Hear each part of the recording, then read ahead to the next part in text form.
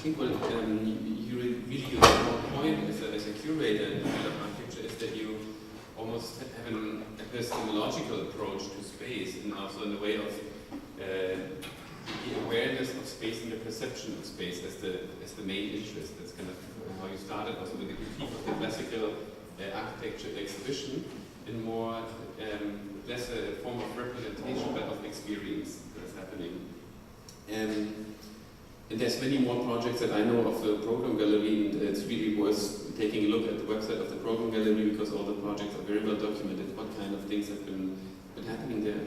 And now I'm also wondering, looking at the last pictures of the Marrakesh Biennale, there's always a tricky issue too, no? Dealing these things. At the one hand, we have a classical architectural exhibition where we would have drawings and models and maybe some kind of form. Then the very deliberate move away from that and saying, no, we are focusing on the awareness of the space, and that's very nice, the quality of the space. Yeah, not the representation, but what's actually the quality of the space? How can I enhance it in some way, or make it feel, or make it uncanny, or make it passive, whatever it be? But then there's also a danger, I thought, that if you now play with this form, that it becomes almost, then it can become sculptural again. What we saw in the Marrakesh, where maybe it's also dimension where this intimacy that we had of the Program Gallery, where there's really an obvious change of the space and the perception, but it can really also slide into simple sculpture. Like how, and that's a task that we all confronted with as architects. The same with the Talking Cities exhibition and the stuff that I did. But that's how do you deal with this danger that's there as well? I mean, for me, it's not so much a danger as a question of framing.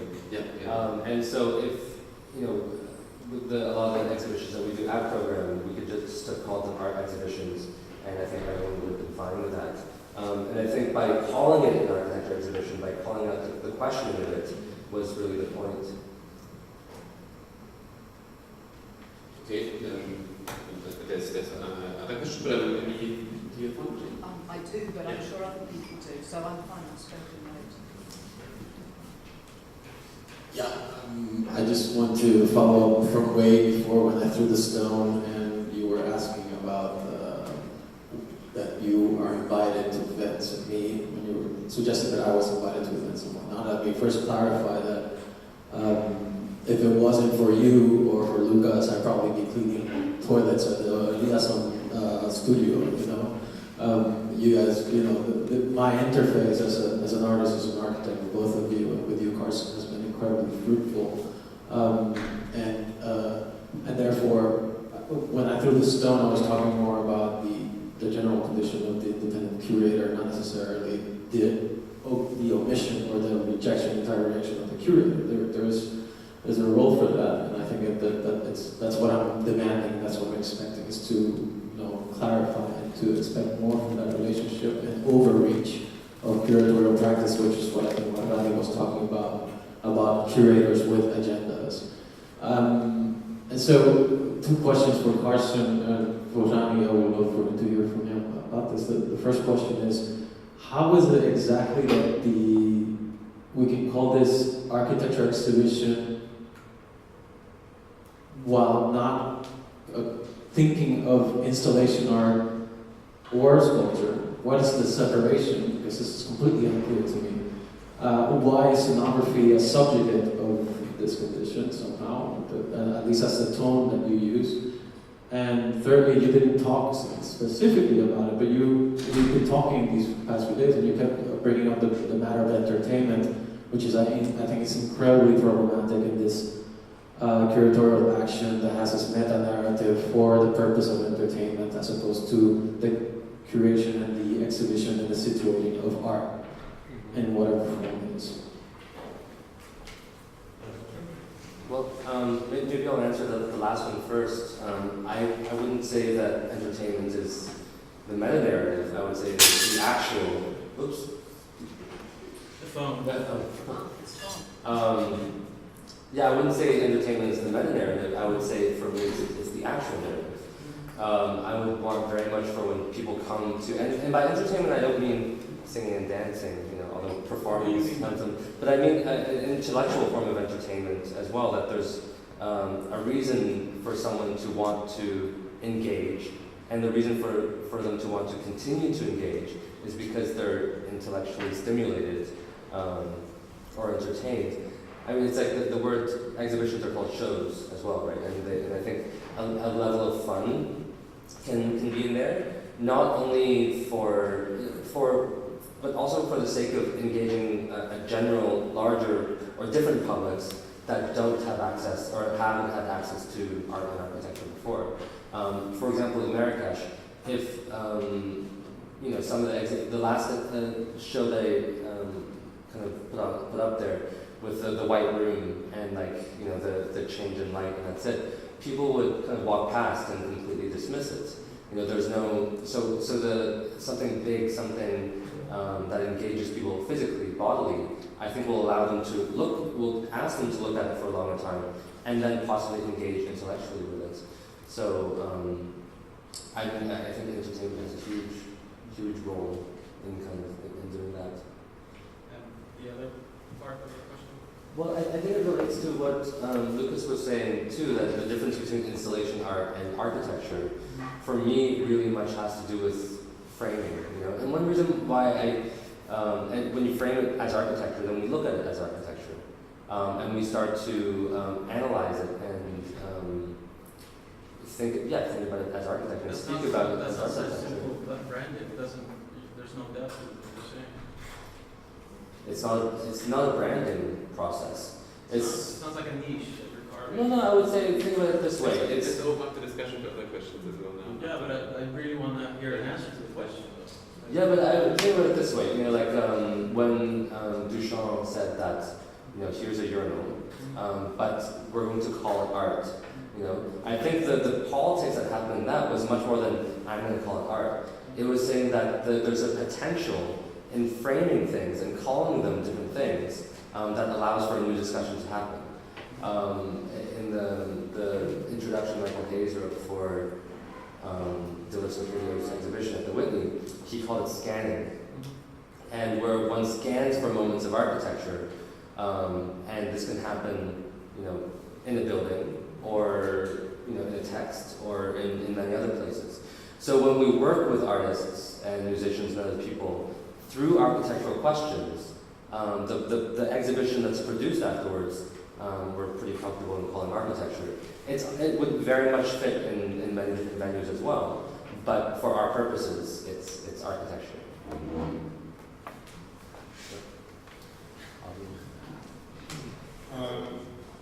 I can answer when it comes to my own work. So it's I'm often working with installations where they're spontaneous installations, so on site and with the participation of the present people. So if they are not entertaining, then I would not have an installation of whatsoever. So in the case of Mostar, for instance, it was necessary to bring together people who were separated by 15 years of conflict. So there were Serbs, there were Bosniaks, and there were Croats. And I had to somehow bring something that would matter to them to get together on this invented twister board. So the religious symbols and the ideological markers were one thing. The other thing was my intriguing identity, being an Arab and a non-Muslim at the same time, and speaking to them in a double language also made them confused, and that brought them to the contraption that I created on that Spanish square, and it brought them to interact. It started with insults, and it finished with it's been 15 years we've been sitting on opposite benches, but we never really talked. I missed you, bastard.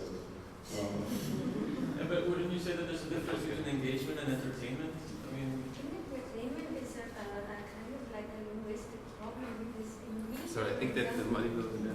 because we talk a lot about how we call film, and I just think it's a misunderstanding because in Greek language there's a particular word that we use for entertainment. It means psychology, it means the education of the soul. It has exactly the same meaning as being a thing, but it has a completely different depth into it, and I think it's a more appropriate term to use, but I don't know how to actually translate it if there is a... I just wanted to say that looking at the whole range of exhibitions of program gallery, I mean, and you were saying in a way before, like defending the space of the gallery. I agree that it's incredibly important for the architectural profession to keep this level of kind of the mixture of experimental and experiential about working with a specific space, and that's really very important. I wanted to go back to like working with the Swiss Architecture Museum as a space.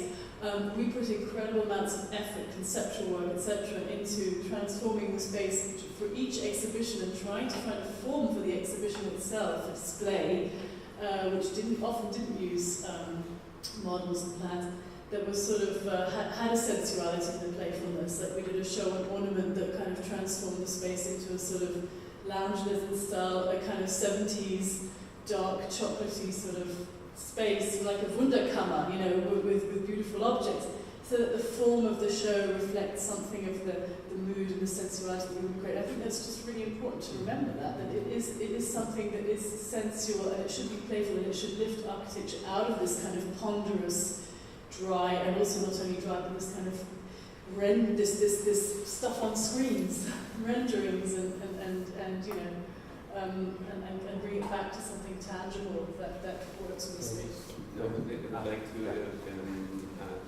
the author. Yeah, I'll try to.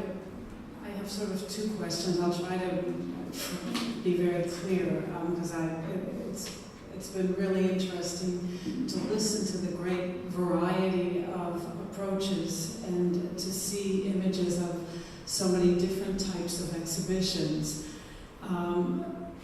With that in mind, one small comment, Carson, is when you looked at what you said are sort of traditional exhibitions, such as the Libeskind one, I would say, well, that's probably not fair, because with such a broad range of exhibitions, you're really comparing apples and oranges. And that brings me to a second point, which is when we talk about curators, it's as if we all say, well, a curator. It's as if we have an understanding of what the word means. But obviously what we've seen today has been, and yesterday has been enormously broad in the definition. So my question is, if the role of the curator is to, if there are many roles of the curator, how do you define the objective of your exhibition or an exhibition? What is the objective or objectives? And then how do you measure that? How do you say it was successful? And I think, you know, just maybe an example, there are exhibitions that are research. You know, and so their research, and the purpose of the exhibition is to allow the artist or the curator to do research, and that in and of itself is enough. We don't care what the public thinks, we don't care if there's resonance. We've done an experiment in a laboratory and we have some result.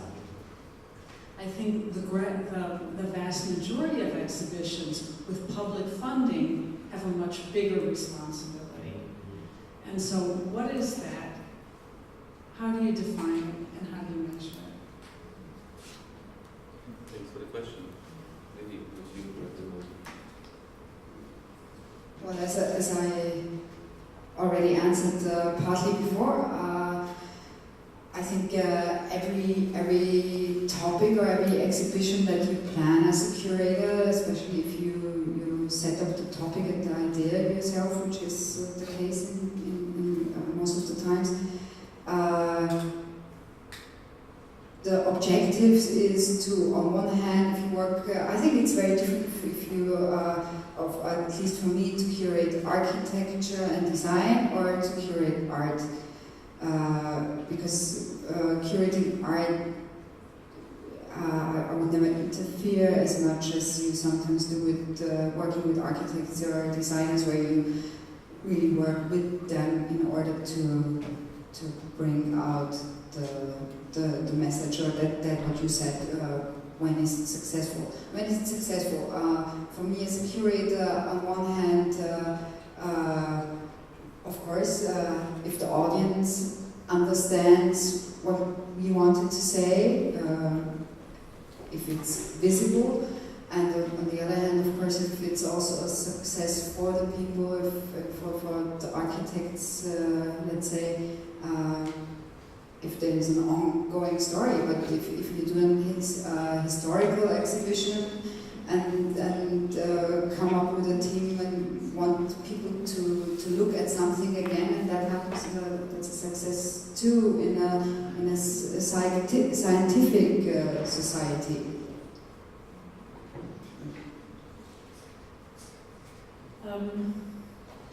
I would say that as a non-architect, so curating architecture, it was always for me about creating very much a conversation, being very conversational, speaking to a much broader audience and stretching the term architecture.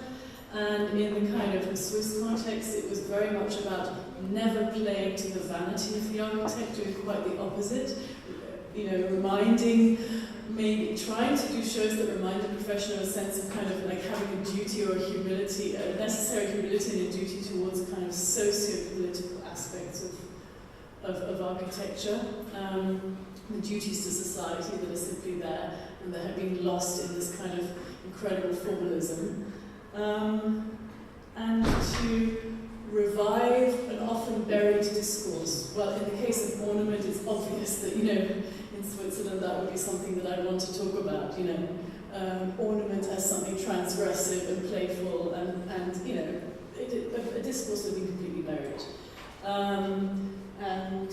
And look at the sort of playfulness and eclecticism that should be there in an atmosphere and should remind architects and also students of architecture that there is a space, there should be a space, and the Bartlett's very strong in this, I think, has been with Peter, a space for extreme experimentation before you're kind of like tied down by the economic constraints that the profession actually weighs on your shoulders. And that's why we're showing people like Pancho Guedes, who's a complete eclecticist, a kind of playful, who was building, but who was also a sculptor and an artist, and then he wanted to reclaim this territory for the architect, to be allowed to also say, I'm also an artist, I'm also a sculptor, and I have 27 different styles of building, all sort of trying to irritate and wake up the profession a little bit.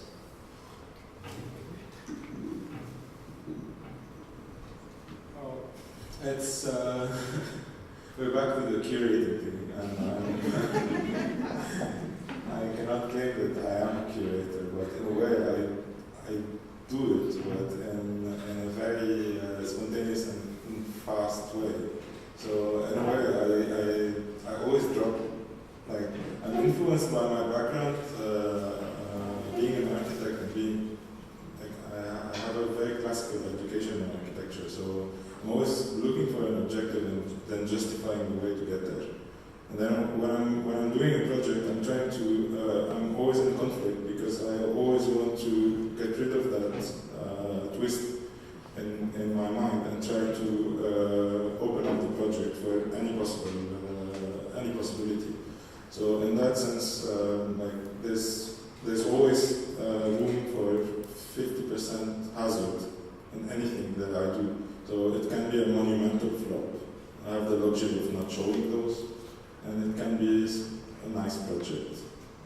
So yeah, I work with people, I work with moody people, mostly not human, so I come up with funky results.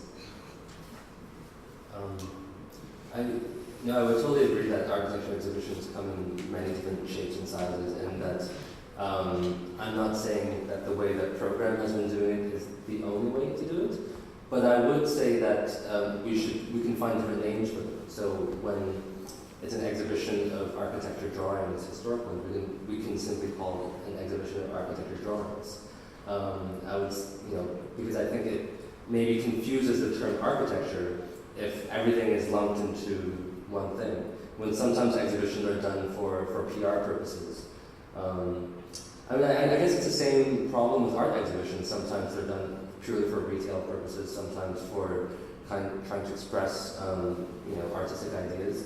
But that's why at the very beginning I was trying to define architecture as something that could be exhibitable in a gallery space. And so yeah, for me that's just a working definition. I think measuring success is, problematic, as we all said, and probably completely subjective anyway.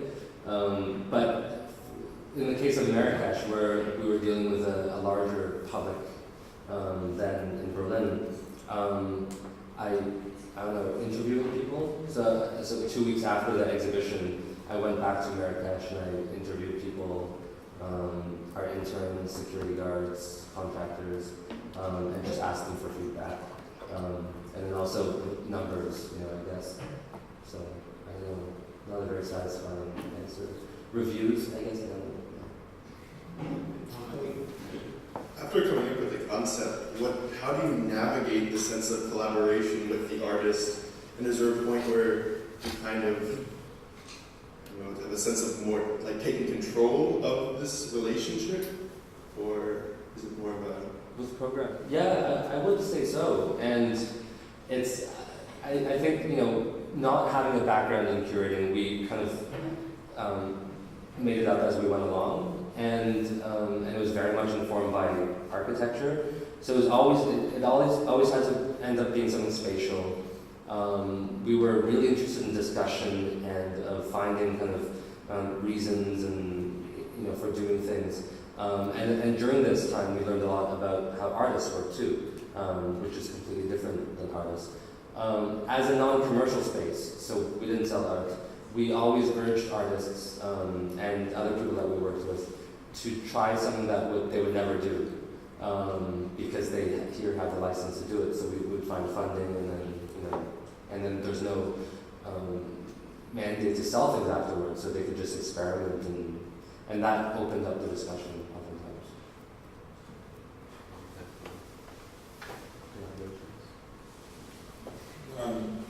I happen to have a few artists who passed by Beirut and who wanted to do something about Beirut. One of them is a Dutch guy called and he's used to work with a lot of visuals. So I decided, when he told me what he wanted, I decided to do the exact opposite. So I was his guide for one day in Beirut, and I took him to an area where he could not take photos. So I was taking him through the labyrinthic streets of the Hezbollah-controlled area, and I told him specifically, if you take your camera out of your bag, we'll both be arrested within no time. So the guy was asking people to map out streets, so we wanted to go from one place to another, and I couldn't take him because I didn't know. So people were drawing hand maps, hand-drawn maps of the streets, and he came up with a book 3 months later that he sent to me. It was called No Pictures, A Trip Through God. So that was an example of spontaneous creating based on fictional narratives that I came up with. I think maybe Michael Oberst would like to answer the question, as we have worked together as a curator and architect, and I could leave the room and get my diploma. I think it depends on who you're working with, how this role develops. Curating is always a kind of psychological thing too, because you need the respect for the work of someone, and then you get a feeling of how far you need to go to achieve what Martha said. What is the success? What is it that you want to show?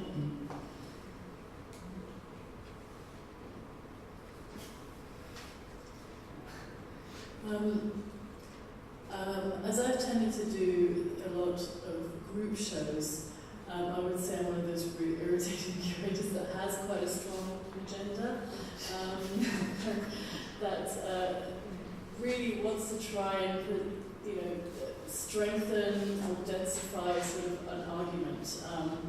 And so, I would say that, and often working with quite young architects, you find that a lot of the material, one really has to work with them at getting to the point in a way, articulating stuff well for a bigger audience, without getting lost in convoluted theory. And also understand the subject of an exhibition. Yeah. And also one of the big problems is of practice, of today's practice, is that you don't have amazing models that are built. You have far too many renderings. There's a real problem with the aesthetics of the visual material that's there, and I think that's a real shame. So actually, I would probably, if I had a choice now, I'd probably end up doing drawing show, probably Kloibhofer's drawings in his drawers in his flat in Paris, hardly being shown, that kind of thing, just to get back to that aspect of which then might be quite radical, to put some drawings on the wall. I think Martha's question was a really useful one, actually, because I think there's amazing range of approaches, which I think is fantastic, especially for architecture curating, which is in a way a very young discipline, I think.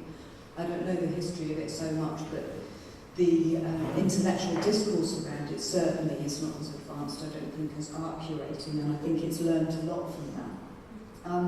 And obviously, if there are so many different possibilities, from dealing with the exhibiting of objects that already exist to commissioning new works, but it always seems that within the art and architecture relation, one of the kind of tensions which comes up with this installation art architecture discussion is that often with art you're showing the thing in itself, and often with architecture you're referring to something that's somewhere else. So I was really interested, Carson, in kind of you thinking that through in a way, and how you deal with that. And I just wondered whether I felt the kind of things that I'm trying to do in criticism, I felt a kind of kinship with kind of what you're trying to do in curating, which seems to be shifting architecture from being the object of study to somehow being architectural or being a verb or a process. And that then made me think in relation, Rani, to your work, and you were talking about storytelling, about the balance between showing and telling.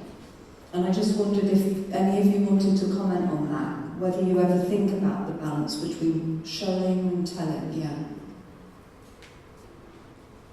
I wrote something called Show Don't Tell, actually. but I think that's exactly the question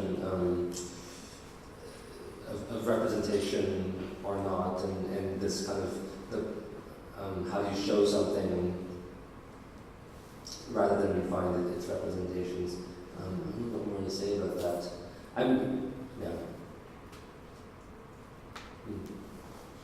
You want to show architecture as the experience in itself, rather than... I think that was the experiment with program. How do we show architecture? Yeah. So again, I'm not kind of discrediting exhibitions of representations. They definitely have a place, right? But to really figure out how do we show architecture is the point, and to make that distinction, that is exactly.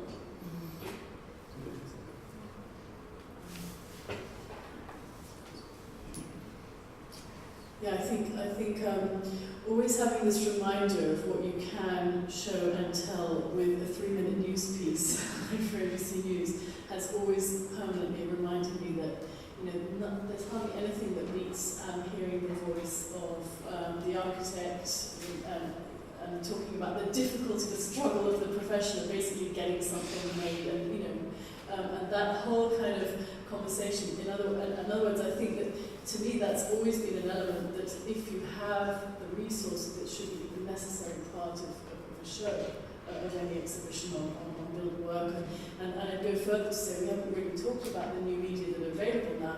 Are you talking about the apps in Beirut? You made an app that you could download about the city. I think this is a resource that's massive and that could really be much more exploited to actually get people to go out there and look at buildings again. I want to develop a concept called Walking with the Architect, which would be about literally having that voice in your ear with your podcast wherever you go. I mean, it's just something that hasn't been exploited sufficiently. We're appealing to a luxury market of people with smartphones, but that market is just business. It's going to be expanding. So I would always say the telling. For me, that is fascinating. And I would do a whole conference called Anecdotal Evidence. If architects dared to tell half the anecdotes about the struggles of actually making a building, they probably wouldn't, because they're tied up in all kind of legal contracts. But that would be my favourite, anecdotal evidence.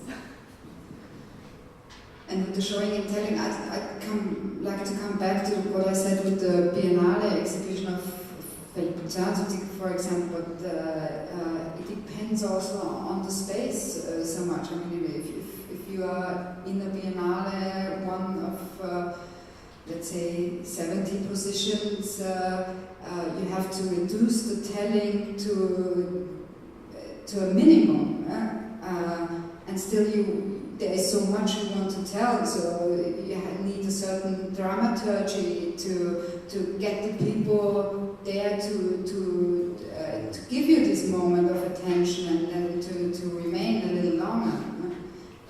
Whereas if you are in an architecture gallery or in a museum, people would come there with the intention to closely look at the content and are very willing to hear what is told. Then you don't have to work with the showing so much. We're hitting this. I mean, this is a topic that could continue ever more, in particular because also we shouldn't overestimate the role of the curator. We mentioned before, the curator in the long run we're also only just moderators, so we're not playing the instruments, but we're kind of trying to make sure that the tones are right.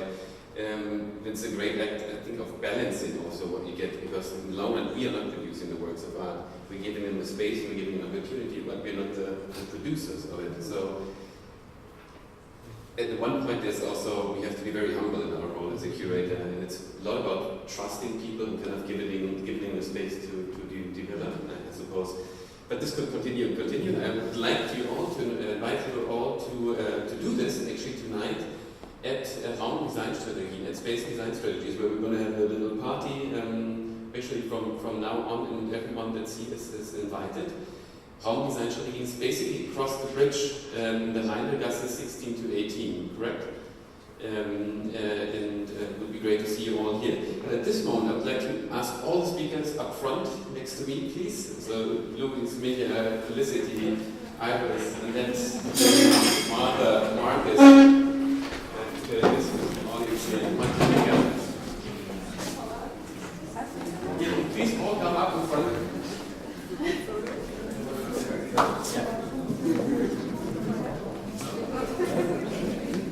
I would like to do two things right now. First of all, I would like to thank you all again from my